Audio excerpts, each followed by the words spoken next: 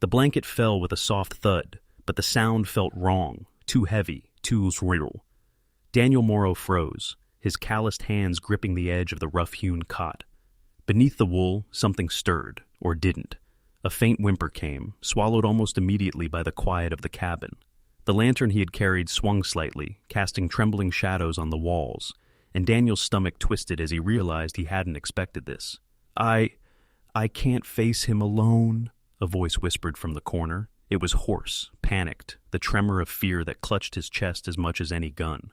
He knew the voice. He'd heard it in the barn the night before, muffled under straw and dirt, but seeing her now, eyes wide and pleading, made the danger real. She wasn't alone. She had been running, hiding, bleeding through the night, and now, somehow, he had to decide, help or turn away. Daniel's mind raced. The cabin smelled of smoke and stale sweat. The remnants of last night's fire barely cooled. The horses outside shuffled impatiently, their hooves kicking dust that drifted in through the open door. Somewhere down the trail, voices murmured, rough and distant. He could feel the tension building in the air, the way it pressed against his skin like a living thing. Her hands shook as she reached for him, fingertips brushing his arm. "Please, don't let him find me," she said, voice breaking. "I can't, I... She trailed off into a sob that cut through the quiet like a knife. Daniel felt the weight of history pressing down. The deaths, the scorched land, the lawmen he'd tried to outrun in the past. But this was different. This was now. He pulled the blanket back slowly, careful not to startle whatever lay beneath. The dim lantern light revealed a figure, slumped and trembling, with a mark scorched into their skin, a symbol he recognized but hoped he would never see again. The same mark he thought he'd buried in a dusty grave years ago. Daniel's pulse quickened. Memories he'd buried clawed their way back. The screams, the fire, the faces of those he failed to save. A sudden creak outside the cabin door made him flinch. Someone was coming. Not the wind, not the horses. Someone real, someone searching, someone who wouldn't leave without knowing the truth. His hand hovered near his Colt, knuckles white, the lantern light flickering across his lined face. The girl clutched his sleeve, eyes pleading, breath ragged. And then, from the dark beyond the doorway, a low, deliberate step echoed. Daniel's grip on the Colt tightened, but he didn't raise it. The shadow beyond the doorway shifted, then paused. Whoever, or whatever, was out there didn't speak. Silence, heavy as lead, hung between the walls of the cabin. The girl pressed herself closer to him, shivering, her hands trembling around his coat. You can't let him see me like this," she whispered, voice breaking again. He'll kill me." Her gaze flicked toward the corner where the blanket had been pulled back. "And you'll be in it too?" Daniel swallowed hard. He knew the lawmen were already searching for trouble. Rumors of a wanted woman, and of a man who helped her, spread faster than prairie fire. If he sheltered her, he risked more than his life. The townsfolk would brand him an outlaw, and the riders he'd once outrun might come back for payback. But to leave her, that was unthinkable. Footsteps creaked across the cabin's porch. Another pause, then a voice, gruff, low. "Daniel Morrow, you in there?" The girl flinched. Daniel's jaw tightened. He had a choice. Speak and hope to bluff, or stay silent and risk discovery. A bead of sweat ran down his temple as he weighed the consequences. His mind darted to the barn outside, the only other hiding place. But moving her would risk exposure, every second outside the door a gamble. The girl's hand found his again. "Please," she begged. "I can't." He exhaled slowly, heart hammering.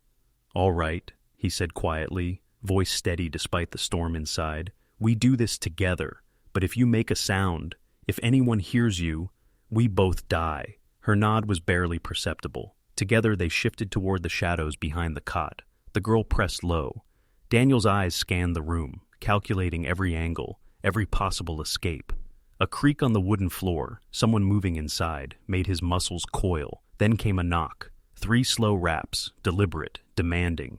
Daniel's stomach dropped. The girl froze.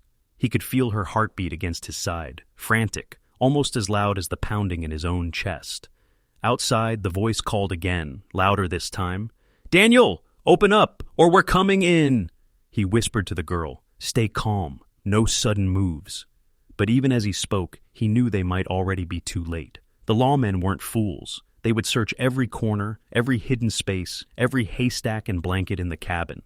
Daniel's mind raced. Lie, fight, flee, none of it felt safe. The moral decision pressed down on him heavier than the gun in his hand. Help her and risk death, or abandon her and live, but with that weight forever. And then a shadow detached itself from the doorway, sliding inside, deliberate, silent, and impossibly close. "Step into the light, Daniel," the voice growled, gravelly, patient, with an edge to hers. Hat promised no mercy. The shadow at the doorway didn't move forward yet. It lingered, waiting for a misstep. Daniel's eyes darted to the girl, pressed low behind the cot. Her breathing was shallow, trembling like a leaf in the wind. One wrong move and everything would come crashing down. The lawmen, the mark on her skin, the truth he'd thought buried. "I'm alone," he said slowly, trying to sound casual, though his hand hovered near the Colt. "You don't need to come in." The shadow shifted, and a lantern swung into view. Warm light spilled across the room, revealing a man in a dust-caked coat, wide-brimmed hat pulled low. His eyes scanned the cabin with a predator's patience. "Alone?" he repeated, voice sharp. "Funny, Daniel. That blanket by the corner looks like you've been keeping someone." The girl gasped, tiny, panicked. Daniel's heart sank. The lie was unraveling, and there was no turning back. I didn't..." Before he could finish, the man stepped fully inside, boots echoing on the wooden floor. He paused, hand resting casually on the grip of his revolver. "Ain't no use hiding. You know what happens to folks who harbor fugitives. You've got two choices. Turn her in, or deal with the consequences." Daniel's pulse thundered in his ears. The cabin felt smaller, the air thick with dust and tension. Outside, the wind rattled the shutters. Somewhere in the distance, a horse whinnied. The world beyond the cabin seemed to press closer, every sound amplified, every shadow a threat. He swallowed, thinking fast. He could bolt with her, but the door meant open exposure. He could fight, but there was only one of him, and the man in the coat was calm, experienced, deadly. His eyes flicked to the girl again. She trembled, jaw tight, hands clenching the edge of the blanket that had hidden her.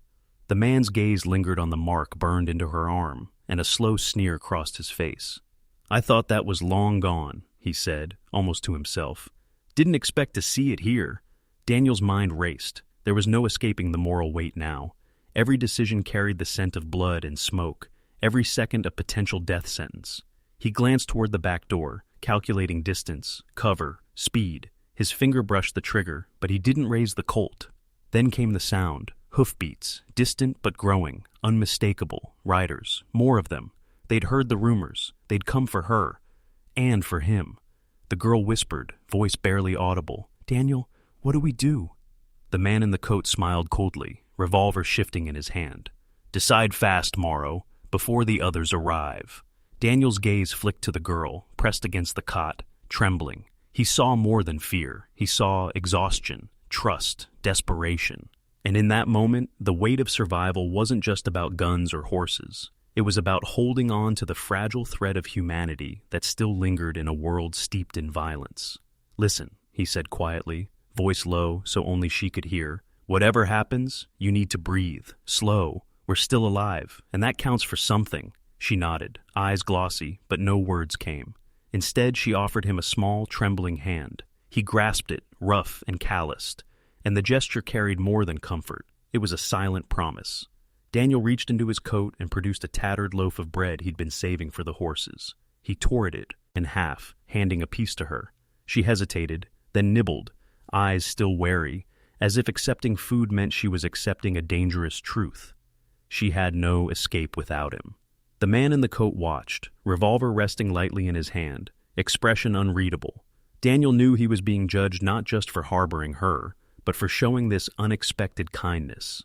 A silence stretched, heavy with the sound of distant hoofbeats. The girl's trembling eased just slightly as she leaned back, chewing, small glances darting toward Daniel. I should have," she started, then stopped, shaking her head.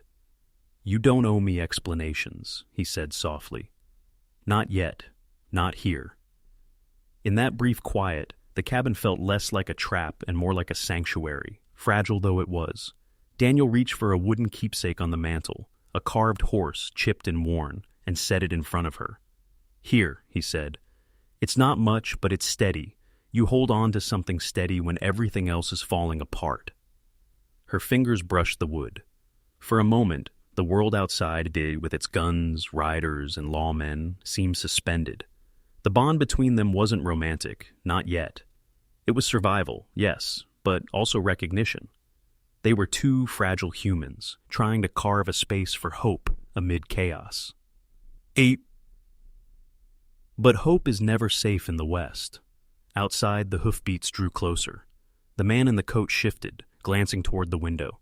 A sudden whistle split the air, a warning, a signal, or perhaps just the wind, but it shattered the fragile calm like glass under a boot. The girl's eyes widened, the bread halfway to her lips. Daniel's hand moved instinctively to his colt, the carved horse clattering to the floor. Silence broke into tension once more. "Time's up," the man said, voice low and lethal. "Decide, Morrow, who lives, who dies, and how fast you figure it out." The hoofbeats were close now, rattling the cabin walls, shaking dust from the ceiling. Daniel's finger hovered over the trigger, heart pounding. The girl pressed herself against him, silent, watching, waiting. Time had narrowed into a single, unbearable line: act or be swept away. The man in the coat shifted again, eyes narrowing. "Last chance, Daniel. Make your move."